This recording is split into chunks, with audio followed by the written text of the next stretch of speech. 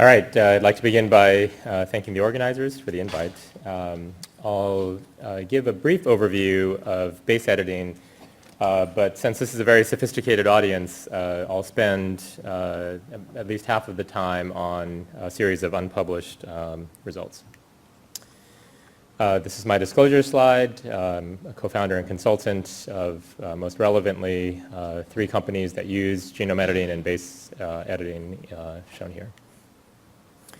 All right, so the motivation behind our development of base editing was the simple recognition that most human genetic variants associated with disease are point mutations, yet using programmable nucleases to try to fix point mutations or to install them to study their effects on animals is actually a real challenge. And the reason it's challenging is because making a double-stranded break with a zinc finger nuclease, a TALEN, or CRISPR-Cas9, for example, primarily results in end-joining responses that have as their dead-end products the insertion or deletion of mixtures of nucleotides at the cut site instead of installing a point mutation at a target base pair. So to do the latter, starting from making a double-stranded break, we rely primarily on homology-directed repair, or the field has relied on homology-directed repair. But as I think is now well appreciated, homology-directed repair unfortunately doesn't work in non-dividing cells, at least to an appreciable extent. And even in dividing cells, outside of T cells and certain types of stem cells, HDR efficiencies can be very low, typically single-digit %. And so that has really constrained the ability of nuclease-initiated genome editing to address problems in the biomedical sciences. So to address this issue, we developed base editors. Our first class of base editors are summarized on this slide. We call them the cytosine base editors. And to summarize a fair amount of work in one slide, they consist of 3 parts. So we use a catalytically impaired Cas9 that cannot make double-stranded breaks in DNA but retains its ability to bind DNA in a guide RNA program manner. We fuse that disabled Cas9 to a cytosine deaminase that performs a chemical reaction, hydrolytic deamination on C, converting it to U. And we also fuse the first 2 proteins to a third protein that inhibits the uracil glycosylase activity, which would otherwise cause the uracil to be efficiently removed at the target locus. So the result of that 3-part protein is you open up double-stranded DNA in a guide RNA, at a guide RNA programmed locus, and within the small bubble of single-stranded DNA, we perform deamination of cytosines. Effectively, this is about a 5-base window for canonical base editors. And because the cytosine deaminases only work on single-stranded DNA and not double-stranded DNA, this limits their base modification to this small window of nucleotides. So the C becomes a U, and then you're only halfway there because the other strand still has a G. So the first thing you have to do is use that purple protein, the UGI, to slow down the rate of uracil excision, which would otherwise cause base randomization or reversion back to a CG base pair. And then we realized that we could trick the cell into selectively replacing the G-containing strand with an A by nicking that strand. Nicking that strand flags that strand for replacement. So as the cell remakes the nicked strand, because there's a U on the opposite side, it replaces the G with an A, and that completes the conversion of what used to be a CG base pair into a UA or TA base pair. If you simply fuse dead Cas9 to a cytosine deaminase, you get a little bit of editing. If you add the UGI, the editing improves to the gold bar. If you add the nickase on top of both of the first innovations, you end up with a much more efficient cytosine base editor. And in all cases, we got much better editing than, at the time, a standard way of doing HDR.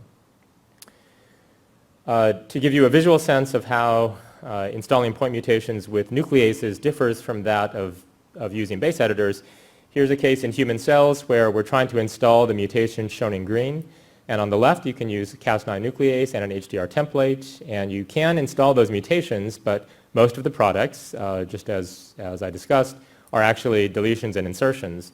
If you instead take the same two loci, the same guide RNAs, in fact, the same cells, the same transfection methods, but replace Cas9 with BE3 and omit the HDR template, then this is the product distribution you get. So it's much more efficient, and it's much cleaner as well, because you aren't making double-stranded breaks explicitly, so the frequency of indels is far lower. So that class of base editor, the cytosine base editors, covers the dark blue wedge, which, so this pie chart is all currently known pathogenic human point mutations in ClinVar, and in principle, up to 14% of them can be corrected by that cytosine base editor. But you'll notice that the plurality of pathogenic human point mutations require correction by converting an A into a G or a T into a C. And so we were very interested in developing a second class of base editor that would achieve this kind of transformation. And of course, one could imagine deaminating adenosine to inosine, which fortuitously is read as a G in the active site of DNA and RNA polymerases. And then you could imagine replacing the cytidine deaminase with a deoxyadenosine deaminase and playing the same game we played with the cytosine base editors. But there's a big problem with this idea, which is there is no naturally occurring enzyme that's known to deaminate adenine in DNA. So the only adenine deaminases that are known work on RNA or on free adenine. And so we decided to evolve our own deoxyadenosine deaminase. So using a selection system in bacteria, we created libraries of a tRNA deaminase from E. coli called TAD-A, and we set up a Darwinian selection system whereby only those rare variants that are able to deaminate A in DNA can survive an antibiotic selection. And then we took those evolved TAD-A mutant domains and transplanted them into a mammalian cell base editor architecture, like what I just described in the previous slide. And to make a long story and a lot of work summarized in one slide, this is the answer. So if you combine these 15 or so mutations into this tRNA deaminase, you achieve two important goals. First, you allow it to deaminate DNA. And second, you help to broaden its sequence context specificity from the anticodon loop of an arginine tRNA to a wide range of loci. And so if you put in each of the mutations as we evolve them from ABE0, which is just wild-type TAD-A fused, to Cas9, which gives you 0% editing, and you successively add the mutations as we evolve them, you can see that our ability to convert for the first time an AT base pair to a GC base pair at a targeted position goes up dramatically. So this field of base editing has really taken off. So it's only been about 3 years since we published the first cytosine base editor. Professor Nishida and Kondo, Kobe University, published about 4 months afterwards this lovely paper in Science reporting a similar cytosine base editor system. And so even though it's been fewer than 3 years since all of this was reported, there's been about 100 papers published using cytosine and adenine base editors. And some of the studies that I've boxed show the use of these base editors in animal models to correct point mutations that cause human genetic diseases with, in almost all of the cases in the boxed papers, with phenotypic rescue. So they include muscular dystrophy and beta thalassemia and phenylketonuria and a number of other examples. And I'll present one unpublished at the end of this talk. So Adenine has distributed more than 6,500 of these base editor plasmids to more than 1,000 laboratories around the world. So they're very widely used tools now.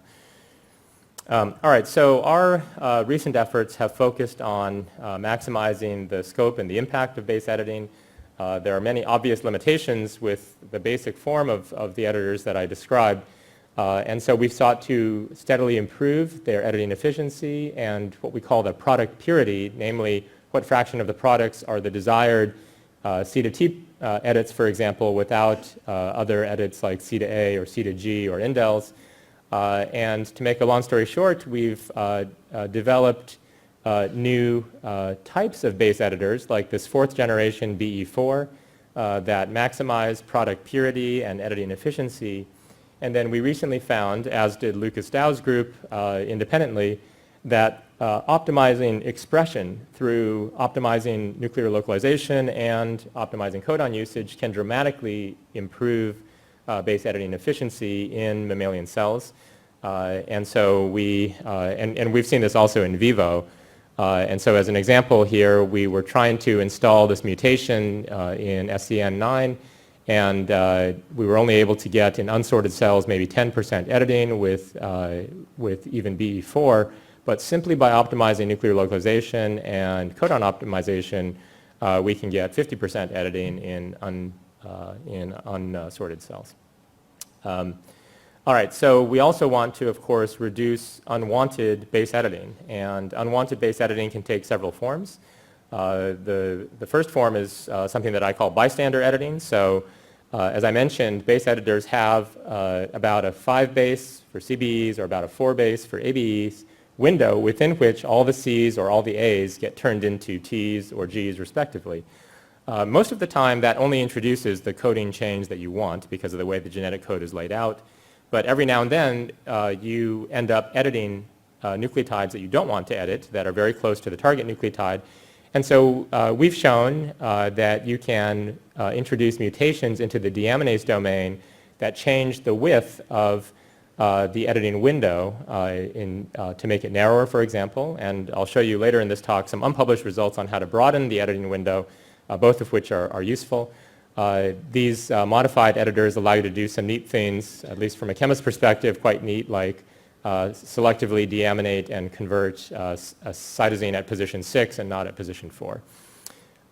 We also, of course, want to minimize and understand off-target base editing. A number of groups, including Keith Chun's group and Jinsoo Kim's group, have also contributed to these efforts. Off-target base editing can come from at least 2 sources.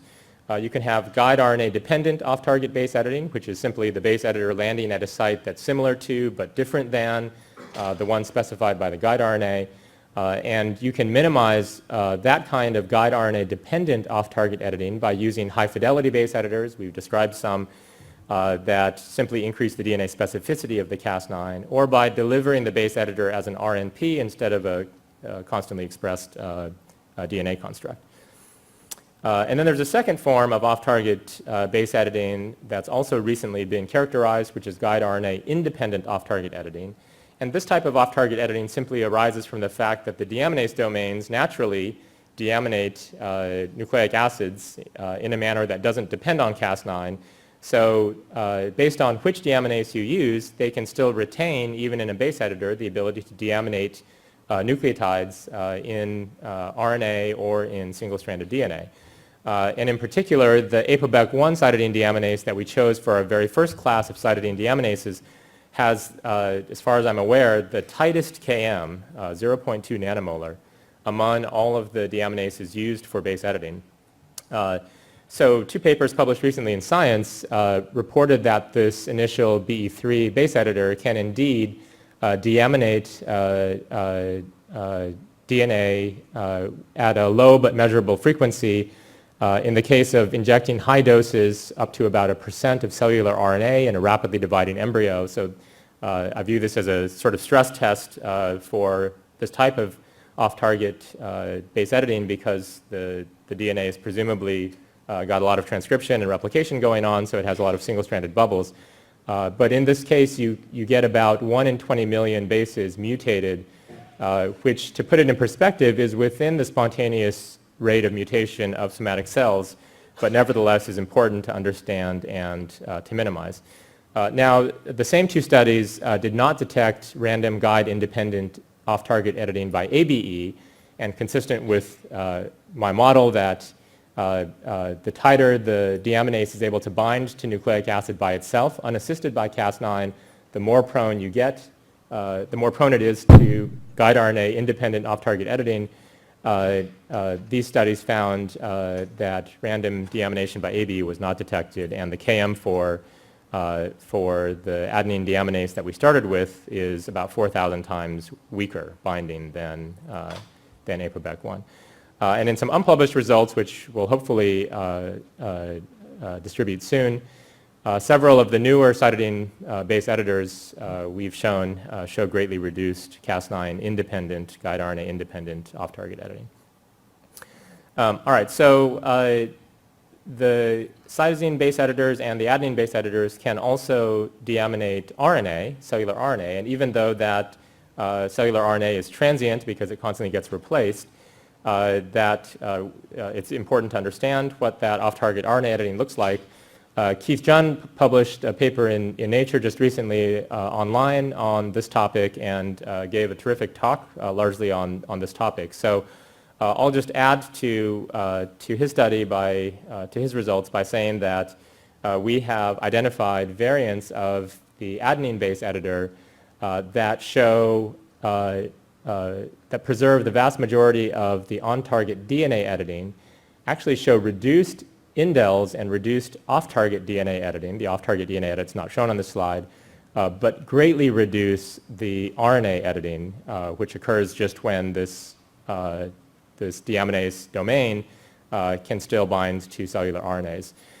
So to give you this sort of summary statistics, if you measure deamination across the entire transcriptome, so every transcribed A, what we see is that on average, overexpressing ABE max, our current most active ABE, gives you on average 0.22% editing per target nucleotide. This compares to the Cas9 nickase only control, which gives you about 0.13% editing. These numbers are consistent with the numbers that the Jun lab reported in their talk and in their paper. They report that there's an average of 20% editing at the 1% of RNA bases that are edited. So that actually works out to about the same levels that we see. And these ABE variants that we've developed that are in press now at Science Advances lower this average number down to about 0.14% editing, so an amount that's statistically indistinguishable from our negative control. All right, so we were very interested in whether base editing can work in vivo in post-mitotic somatic cells, exactly the weak spot of HDR. And we've now demonstrated this in a couple forms. In a published results, we showed that if you inject into postnatal mice BE3 RNP, you can perform base editing in post-mitotic cells in the inner ear with the physiological result that you get these white cells appearing. You don't see those white cells if you repeat the experiment in vivo using an HDR experiment, even though you can get HDR to work at this loci in cells in a dish. And more recently, in some unpublished results, we took dissociated cortical neurons from mice, so these are about as non-mitotic as cells get, and showed that if you deliver the cytosine or adenine base editor into them, they both edit just fine. We can get 50 or 70% editing in unsorted cells using current generation base editors in cortical neurons. We're very interested in maximizing the targeting breadth of base editing because unlike CRISPR-Cas9 nuclease editing, we really care exactly where we land the base editor because of that editing window. Base editors have a precision that is really one of its strengths, but they do require that you park the base editor such that the PAM is located about 15 plus or minus 2 nucleotides from the target base. And if you limit yourself to pyogenase Cas9, then only about 27% of pathogenic SNPs actually have a properly located PAM. So we sought to broaden the targeting scope of base editors. The most obvious way to do this is to try to develop base editors that use Cas9 homologs that are compatible with different PAMs. And that strategy does work quite well and will expand the fraction of pathogenic SNPs that in principle can be targeted with base editing from about 1/4 to about 2/3. But more recently, we have used our continuous evolution system, which I guess in a PC Mac translation has turned into funny characters. But We've used our continuous evolution system called PACE to rapidly evolve Cas9 variants that, that have broadened PAM specificity. And in the interest of time, I'll just say that you get a collection of mutations out of this process, and the resulting XCas9s, as we call them, do indeed provide improved access to some non-NGG PAM sites for both cytosine and adenine base editing. And also point out some beautiful work by the Nariki lab published in Science that also reported the engineering of a broadened PAM Cas9 variant that's compatible with base editing. As a way of expanding the editing window of base editors, we recently showed that you could circularly permute Cas9s, which using in a collaboration with Dave Savage's lab at Berkeley, which result in changing the boundaries of the windows, generally in a way that broadens the activity window. And that work is in press now at Nature Biotechnology.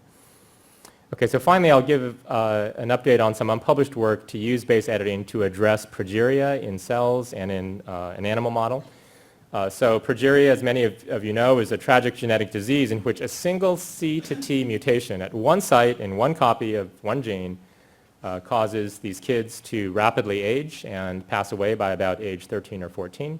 It's a dominant negative disease caused by the creation of an aberrant splice site. So gene therapy is not a very promising approach, and I would argue even using Cas9 nuclease, for example, to disrupt this allele has some challenges, because you certainly don't want to disrupt the wild-type allele that differs in only a single base pair, and generating a collection of indel variants at this site, I think, is not entirely safe, because some of those variants are likely to cause splicing defects as well.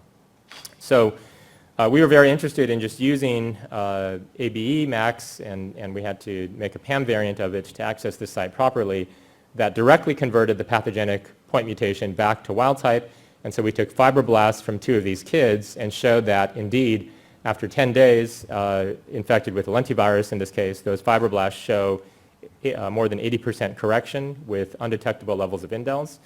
After 20 days, the genotypes look like this. So now we're at 96% wild-type base, 4% progeria-causing base, again with virtually undetectable levels of indels. And then when we do a Western blot on the progerin protein, what we see is while the untreated patient cells show clearly visible progerin protein, which results in the disease, that we've all but eliminated the production of progerin protein in the same cells treated with ABE max. And those results were encouraging enough that we have initiated animal studies in collaboration with Jonathan Brown and Charles Lin, and our recent collaborators Francis Collins and Leslie Gordon and Mike Erdos. So to get the base editor delivered in vivo, we had to split it into 2 halves so that each half would fit into an AAV. And so we fused each half of our base editor to a super fast splicing intine, did a lot of optimization of this AAV construct as well. We hope to publish those results soon. And the resulting dual AAVs were injected into mice at 4 weeks old. So these are fairly old mice, and then assayed at 8 weeks. And we were quite pleasantly surprised to see extensive correction of this point mutation back to wild type in, for example, 30% of heart, 60% of liver. And that also fixed the splicing defect so that in these organs we see predominantly full-length Lamin A instead of the misspliced variant that predominates in the untreated mice. And that also translates into the protein level where, again, we go from making mostly progerin to making mostly correctly spliced Lamin A. So we're now expanding this study to a much larger cohort of mice and hope to report those results shortly. Okay, so to summarize, base editing enables us to programmably, directly, and permanently convert one base pair to another. We don't have to rely on double-stranded breaks, and therefore we don't need to rely on HDR. We have created 2 classes of base editors that can collectively make all 4 kinds of point mutations at the transitions. That is, we can convert Cs to Ts, Ts to Cs, Gs to As, and As to Gs. We can't yet do the transversions, but are working on systems to do that. And finally, we have expanded the capabilities of base editing by engineering and evolving optimizing various variants, including changing the targeting window, changing the PAM, minimizing off-target editing, and coupling them with in vivo delivery strategies. I'm grateful to a very talented team of coworkers for leading these projects, to these agencies for funding, and thank you very much for your attention.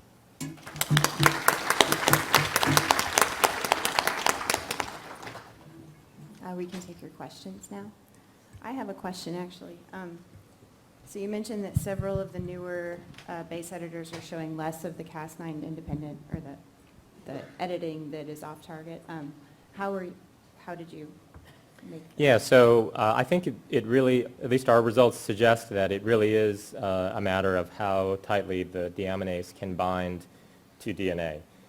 So the effective concentration of the deaminase and DNA in a base editor with a properly matched guide is very high because the Cas9 tethers the deaminase to close proximity to the target site.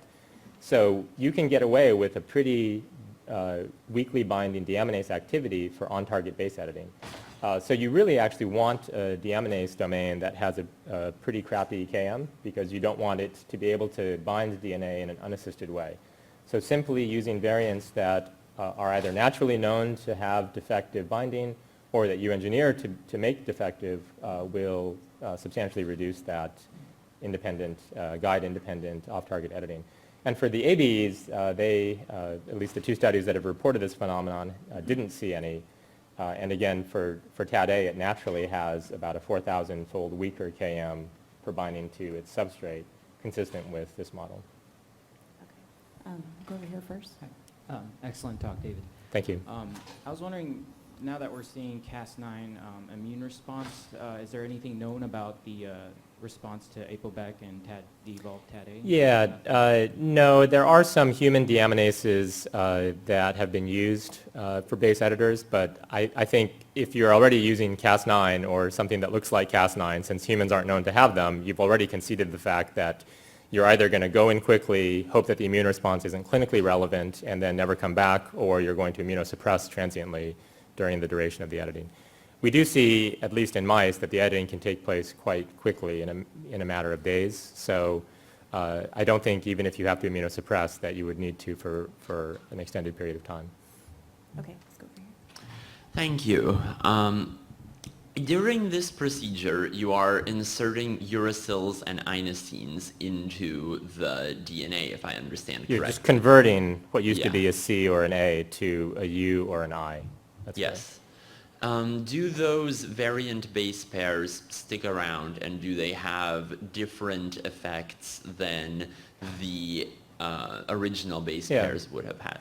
Yeah, so the question has been better, the answer to your question is better known for the C to U change. It turns out that every day in your body, every cell in your 30 trillion cells has 300 C's that become a U every day. So those quickly get changed back to C's, mostly by uracil excision. So uracil in DNA is not a new thing. It's just that we have created a situation where we can protect it long enough for the G on the opposite strand to get turned into an A, and then that makes the edit permanent, we think. So I suspect that even as a UA base pair, it wouldn't last very long in a cell. That uracil glycosylase will eventually cut out that U, and then there's an A on the opposite side, and short patch or long patch polymerase will come in and put in a T instead of the U. For inosine, the question's not as well understood because there isn't an enzyme we're aware of in nature that can convert A to inosine in DNA, and we think we evolved the first one that's at least been reported. And consistent with that sort of novelty of inosine in DNA, the cell really doesn't seem to mind. We don't have to play a UGI kind of game like we did with the cytosine base editors. And adenine base editing tends to be very clean. We see A to G, we don't see any A to T or A to C under almost any circumstance. So that further suggests that the cell isn't efficiently removing the inosine. So with inosine, I'd say it's more likely that the inosine is hanging around, although my expectation, again, because there are some enzymes known to cut inosine out of DNA, is that eventually it'll just get turned into a G as well. Thank you. Thank you very much. It was a great talk. Two quick questions. Thank you. In the first step, C to T conversion, what stops the endonuclease activity after the uracil DNA glycosylase gives an A basic site? So that's a problem. And is there a methylation step involved when DU becomes T? That's Yeah. one question. So we've tried. We've had a project ongoing in the lab for the last several years, actually, to quickly install a methyl group in there, either before or after deamination, so that you end up with T instead of U. Nothing that encouraging to report so far. There is nothing other than the uracil glycosylase inhibitor to stop uracil excision. UGI does very effectively inhibit uracil excision, but once you get an A basic site, then you're at best just going to go back to the starting material and you have to try again. One advantage over the dead end products of nucleases, though, that create indels is you can try again. You don't mess up the protospacer to the point that the base editor can't recognize the site. Most of those uracils that get excised end up getting converted back into Cs, because if there's a G on the opposite strand, then the polymerase will just put in a C and you can try again. If you've already managed to turn the G into an A on the opposite strand, then a uracil excision will probably just give you a T. So in either case, you're either going back to starting material or product, and that's sort of the point of base editing, is to avoid dead end products that are undesired. Okay, we don't have any more time, sorry. Thank you. Great, thank you.